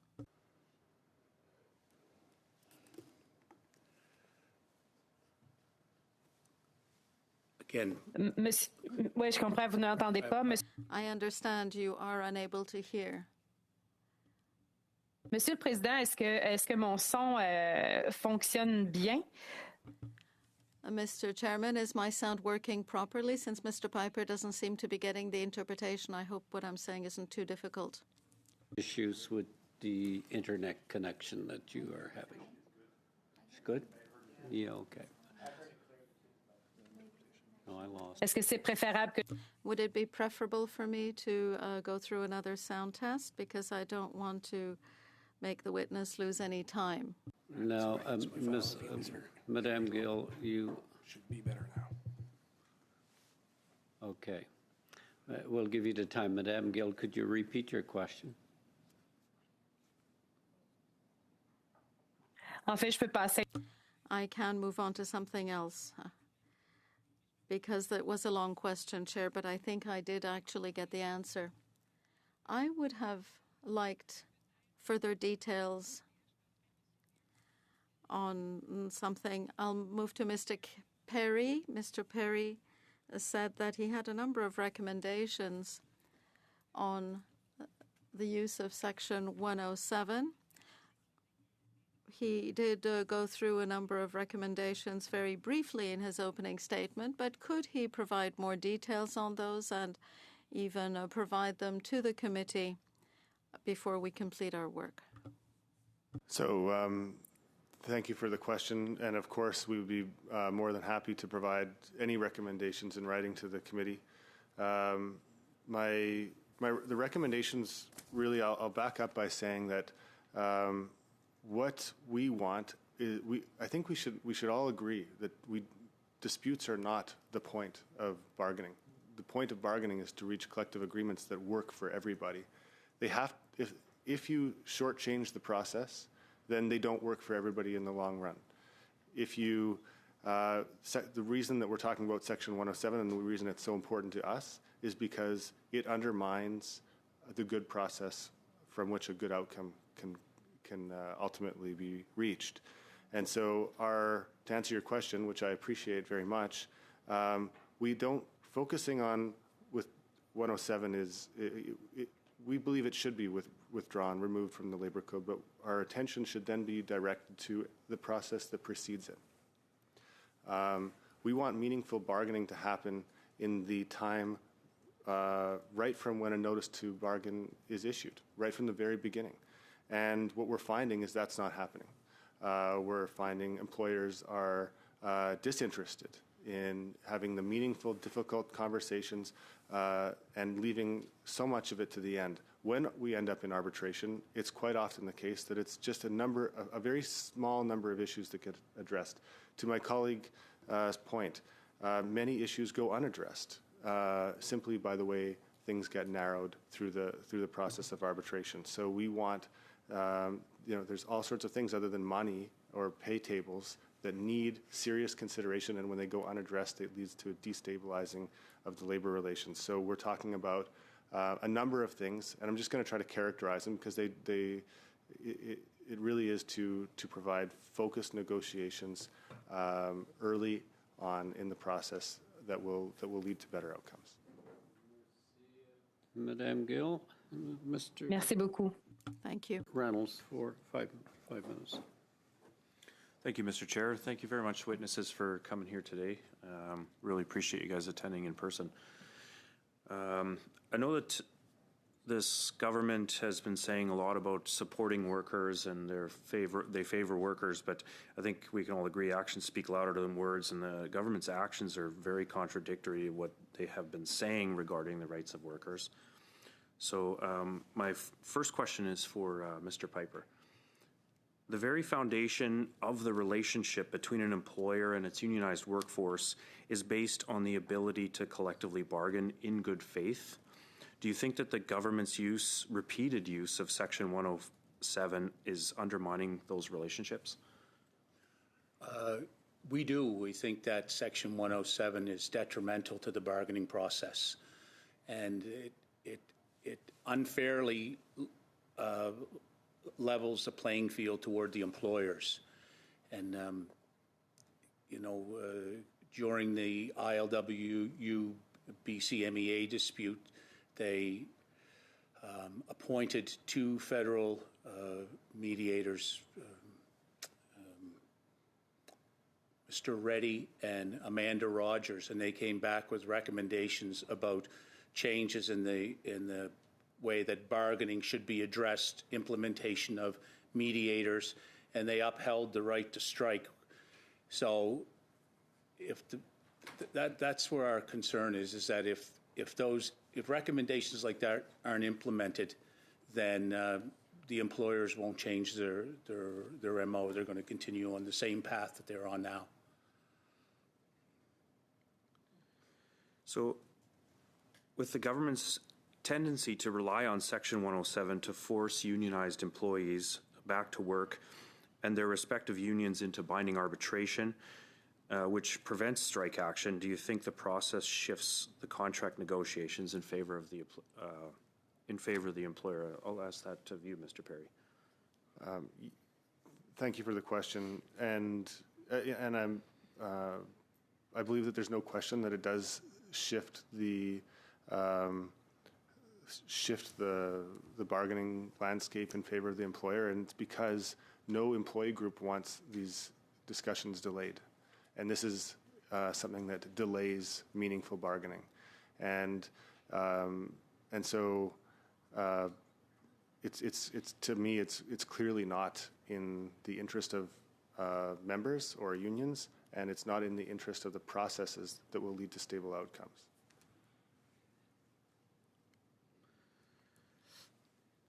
Again, Mr. Perry, I'll ask the same question to you, Mr. Piper, as well. Do you think that this process leads to unions and its members feeling cheated out of their right to collectively bargain in good faith? Is that to me? Yeah, Mr. Perry first. Thank you very much for the question. So I'm going to answer this by saying that no collective agreement has ever been concluded without establishing some trust across the table, some trust in the system, and when and that trust can be fragile, and it takes a long time to reestablish it once it goes away. So I will say that when Section 107 or government intervention in general is seen or understood as taking sides, as I said earlier, it creates an unlevel playing field in favor of employers. It undermines trust, which I think is another way of saying leads members to feel cheated out from the process. Yeah. Mr. Piper? I would agree wholeheartedly. When organized labor believes that the employer has an edge, and the federal government in Section 107 being that edge when you begin bargaining, it's problematic. So, like, a good round of negotiations and a settlement at the end is generally when both parties leave the table somewhat dissatisfied, but that would be the definition of a good round of bargaining and a conclusion to bargaining. But when the employer isn't living up to their end of the bargain, their end of the deal during bargaining, and they're just going through the motions, waiting on a Section 107 to be implemented, that's where everything falls apart. And it builds. That's a building factor going through negotiations, because you can see that across the table what's happening. It's not a surprise to anybody as that process builds. Okay, thank you. Thank you. Okay, thank you. For your time. Thank you. Monsieur Joseph. Mr. Joseph, for 5 minutes. Thank you, Chair. My question is for Mr. Tim Perry. I'll make it brief, because I would like Mr. Perry. Well, Mr. Perry, you are a pilot, right? That's what you said at the beginning. Could you make a distinction between Section 107 and C6 and C7, C5 and C7 from Mr. Harper's government? Because my problem with C7 was that it forced people back to work without any respect for the right to strike, people's right to strike. But that was C5. C7 did respect that and gave you an opportunity to find a solution, a negotiated solution. You said that the right to strike is constitutional. So what is the difference between the right to strike and the right to freedom of movement? How do you see that as a pilot? Thank you for the question. I'll do my best to answer. As I may need to become somewhat more familiar with the bills that you're referring to, but I think in general I can answer your question.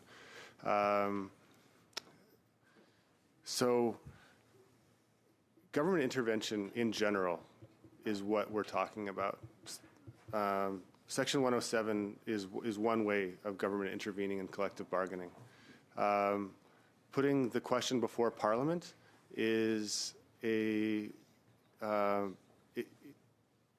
can be different in that it's not a unilateral action. It's not the action of one person at one time, and in a sense, it's the people of Canada speaking. And I think for members, while it may be distasteful, it's understood somewhat differently than one person, one minister acting. Is that a fair answer to your question? Does that answer your question? Ça répond pas à ma question. No, it doesn't answer my question. I'll ask you another. The other times when the union's decision has to force its members on strike, can that not affect families economically, small businesses economically? Are you aware that it can break quite a number of families? There is no question that taking that decision to go on strike, first of all, members being forced to go on strike, I think, is a mischaracterization of it. Members vote whether to authorize a strike at the bargaining table. And that's a democratic process, which is respected by members and unions. But I would say that, and it's a question that's taken profoundly seriously because it impacts all workers as well as others. I would like to add one thing. When labor disputes get characterized as just an action of a union, I think it fails the conversation. It's I received a question earlier about do union members care about the arrival of goods by train that are important? Of course they do. It's everybody's job to make sure that that they do their utmost to reach an agreement that continues so that businesses continue and so that members can continue to receive paychecks. It's everybody's job. So it's a very serious question. Yeah, thank you.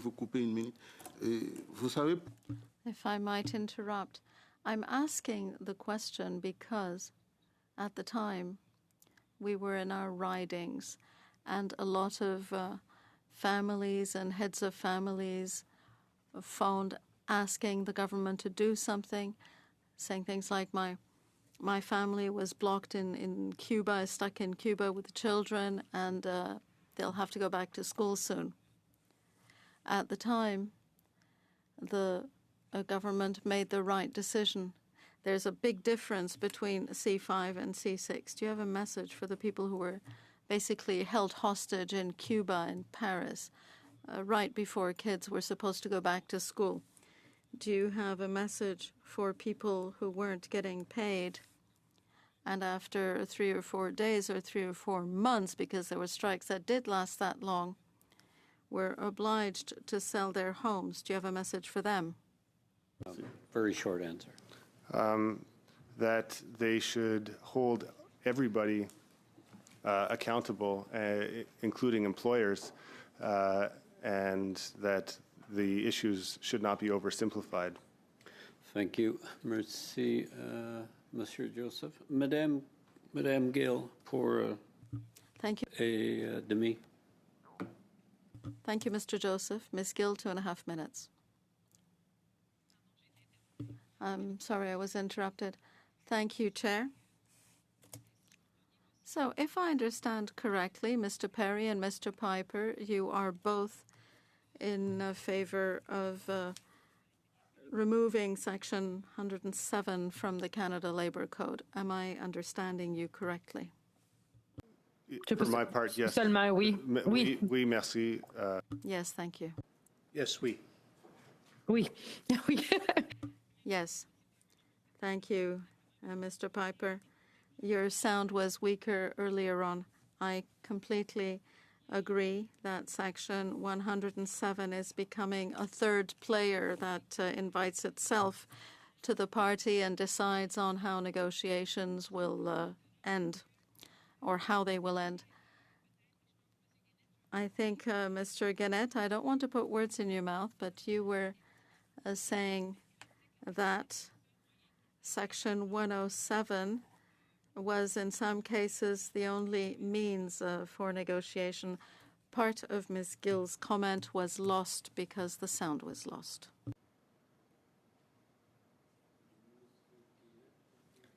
Je croyais que la question était adressée à moi. No, No, the question is for Mr. Perry and Mr. Piper. Oh, sorry. I thought the question was being directed elsewhere. Could you kindly repeat it? I'm very sorry. Oui, bien entendu. En fait, Yes, of course. earlier. Mr. Gannett, please do step in if I'm misunderstanding. You said the only way for minority government to move forward with this kind of labor conflict or conflict in the negotiations was to use Section 107 when there's a minority government. And this is my question to Mr. Piper and Mr. Perry. Do you agree with that statement? No, no, I do not agree with the statement because, as I mentioned earlier, there are other mechanisms available to even the minister to act, including compelling a vote of the membership or appointing a commission or directing the parties to mediation. There are other tools available, and I think it personally, with respect, that to be an oversimplification. Madame Gill.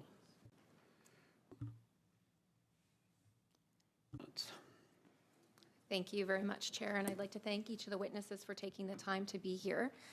I just want to make note that, and it's talked about a lot in the House and also in this committee in particular, we're in a housing crisis in this country where many Canadians can't find a suitable place to live. We also have 2 million Canadians a month that are visiting food banks. And life has just become so unaffordable for so many hardworking Canadians who just want to be able to get ahead in life. So I'm just wondering, I'll start with you, Mr. Perry, quickly, because I don't have a lot of time. To what extent is the affordability crisis driving the recent increase in labor disruptions in Canada? I think thank you for the question. Complex issue for sure.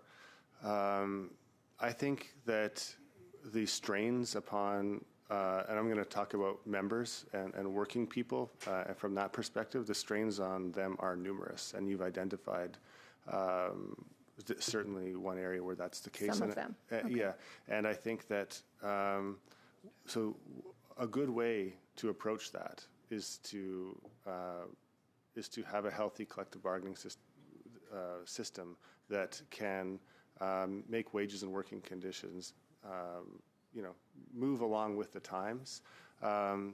And okay, sorry, Ms. Bright. I don't have a lot of time. How about for yourself, Mr. Piper? I know your union hasn't had a strike in a long time, since before I was born, but in general, would the cost of living crisis seem to put pressure on those folks working? No, well, it's hard to speak for the industry as a whole. For sure. But the problem we see is that the profits that the shipping lines and the terminal operators are making since COVID are record profits, and they don't seem to want to bring us with them. So there's a disconnect between the shipping lines, the terminal operators, and their bottom line, and what they're willing to pay the hardworking men and women of the longshoring industry. Okay, thank you. And to CFIB, would you agree with that statement that the cost of living crisis is increasing the pressure on working folks? I'm not sure the living crisis was the reason why the Port of Montreal saw 3 strikes in a few years. I don't think that's the reason why we saw several strikes at BC ports. I don't believe it was this reason that we saw the St. Lawrence Seaway be paralyzed. I believe that there's currently a momentum for union to strike because they believe that they have the upper end and they want to use it to maximize the benefit of their members. Thank you. Mr. Chair, with my remaining time here, I would like to quickly move a motion that the committee invite the Minister of Housing and Infrastructure and the Minister of Jobs and Families for no less than 1 hour each separately to testify in relation to the supplementary estimates B 2025-2026 before the December adjournment. This is a very standard procedure amongst other committees. I'm sure that we could pass this quite quickly. In order. The Monsieur. just to give me a moment. It is on notice. Yes. I've been advised the motion notice, yeah. is on. The motion is in order. Discussion on the motion of Ms. Falk. And I would just ask the witness to bear with us. This is within the member's right to do. Question, Mr. Rocher? No, I'm just a little bit confused by this because both of these ministers have been invited and are scheduled to testify in this committee already. So I don't know if the member is asking to add the issue of the supplementary estimates to their testimony, or they're suggesting that they come back one more time. I'd just like some clarification. Yeah. Come back again. Ms. Falk? Thank you, Chair. Absolutely. This is a long-standing practice in each committee to have the ministers come that are responsible for their departments to come to their respective committees and have dedicated time specifically for the supplementary B estimates. So absolutely an additional on top of what they're coming for already, given those are specific studies or specific mandates. So again, this is something that almost every committee does, standard practice even within this committee, as the chair would know. Any further discussion on the motion put forward by Ms. Falk? I'm just sorry. I'm helping out today. I just wanted to know, and I understand our member of parliament that is reflecting on this. I'm just curious to know. I was under the impression we were here to study a certain motion, and you're introducing a motion to. Was that discussed among all parties? Did you have an agreement? It was on notice. This is, again, standard practice, specifically for sure HUMA, as the chair would know, being a longstanding member with me, that this is just what committees do. And we're bound by a timeline in the House as well. We have to report that back before the House rises before Christmas. So again, I thought this would be something easy that we could just pass because it's what this committee's done. Thank you. And again, the motion is in order. We have Mr. Seaback and then Ms. Fancy, Mr. Rocher. Mr. Chair, I just was going to say we didn't think this would be an issue, and we're now past time, and maybe we should if this is going to be passed, or we're going to continue speaking, we should probably let the witnesses go. But members, Mr. Seaback. Yep. You have the floor, or Yvonne, because I have two others speaking. We just vote on it, and then Jessica, we just vote on it, and then it continues. The meeting continues. Sorry. Yes, we have Ms. Fancy on the motion of Ms. Falk. Yeah, thank you for this motion. As we know, the ministers are already scheduled to be here. The only thing I would have is a sub-amendment to take out before December, as it can impede in our already scheduled calendar of events. Is that, just clarify, you're amending the motion? Yes, I'd like to amend the motion and remove the before the December. Mr. Rocher? I'd like to, support my colleague and just say that we've agreed to a calendar a few weeks ago, and every week we add a new thing that pushes us further away from that calendar.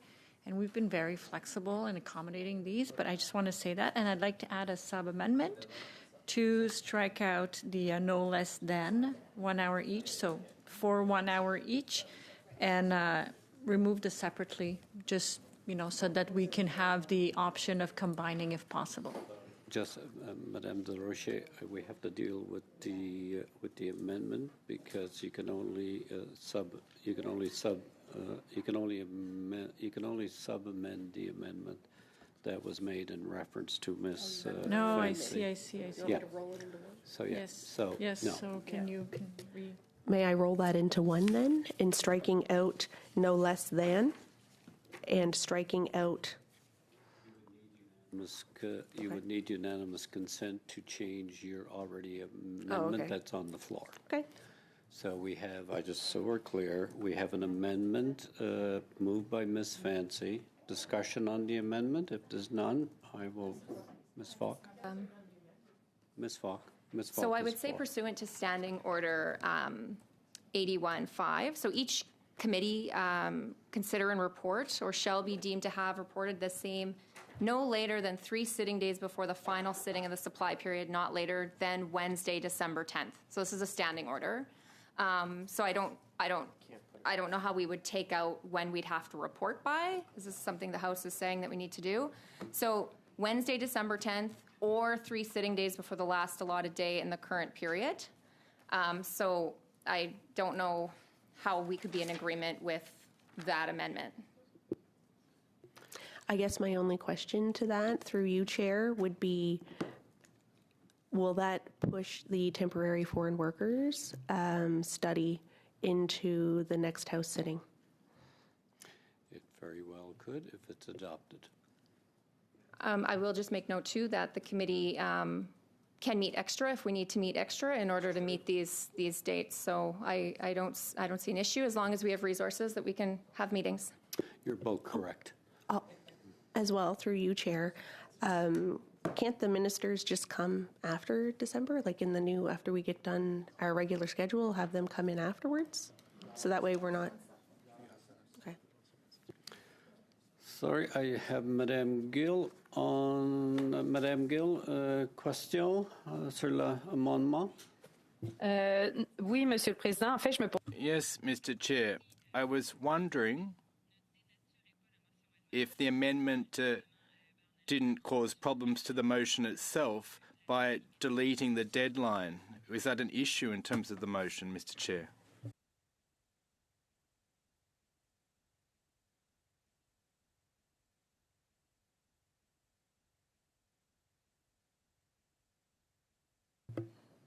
Mr. Rocher, we're still on the amendment of Ms. Fancy.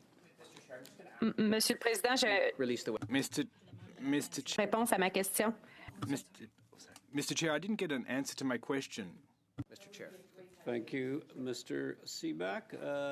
Witnesses, thank you for coming in and appearing before UMA on this very important study. So at that, we'll excuse you. And please, members, come back. The meeting is not suspended. Members, come back.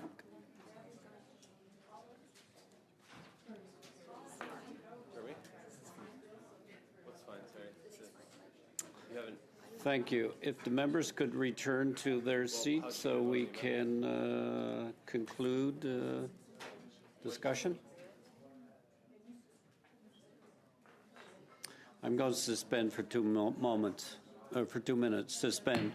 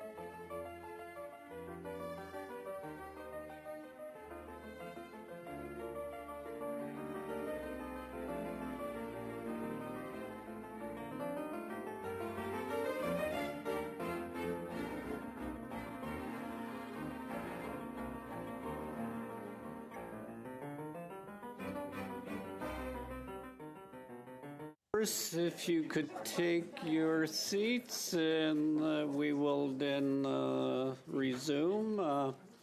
Ms. Fancy had the floor with discussion. Yeah, Chair, in goodwill within the committee, I'm willing to retract my amendment and get this sucker passed. Well, just for a moment, there has to be agreement, there has to be consent to retract. Do we have order, committee members? It's not close to Christmas yet. Do we have consent for Ms. Fancy to remove her amendment? Withdraw? Sorry. Okay, then we're back. Thank you to the motion put forward by Ms. Falk. Any further discussion?